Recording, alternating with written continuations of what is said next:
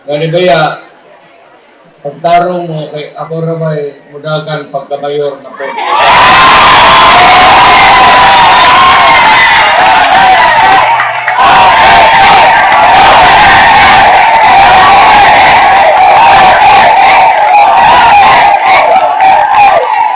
Ug si Baste, nga akong anak, nga akong imong bisi mayor.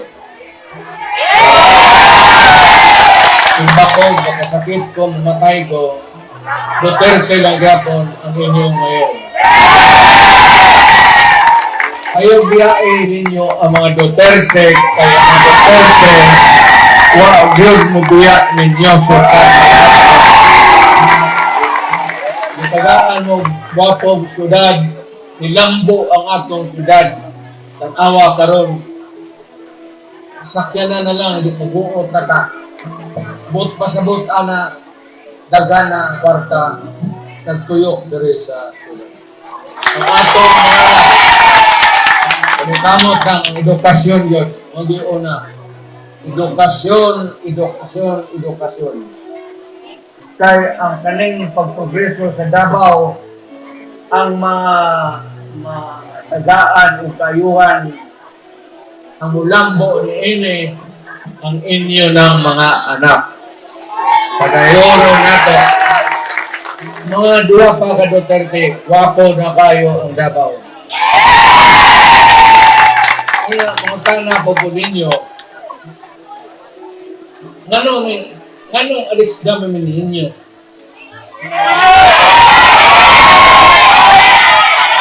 Huwag kami makasa, video. Huwag malimurapot. Trabaho lang tanan para sa kalidad. Kung kumanin ninyo, magikan sa atong amahan ni atong gobernador, napasa na ko sa atong mga anak.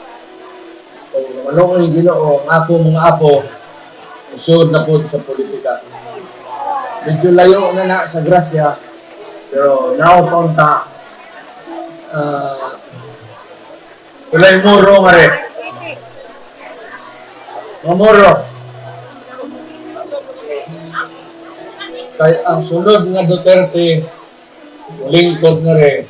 Duterte, pero muro na. Pero, buutan. Like question na. Pero, ang damgo sa mga muro, nakuha rin yung bilang. Kay si Rigo, magagang pagka-kunsihal,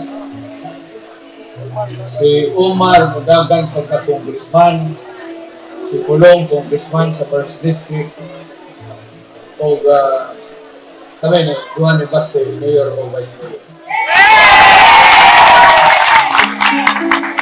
Lipas pa ng tanan, masaka mag-yun ang mga katanon, mabot yun ang panahon, ang Duterte nga may Duterte pero mga moro na o maayo na karon gwapo ang pagkadagod sa Davao karon ang mga moro sa Mindanao walay masuntigan nato kaling mga bataan di mo madlok ani ayaw mong pag-uol kay ang batasan Bisaya.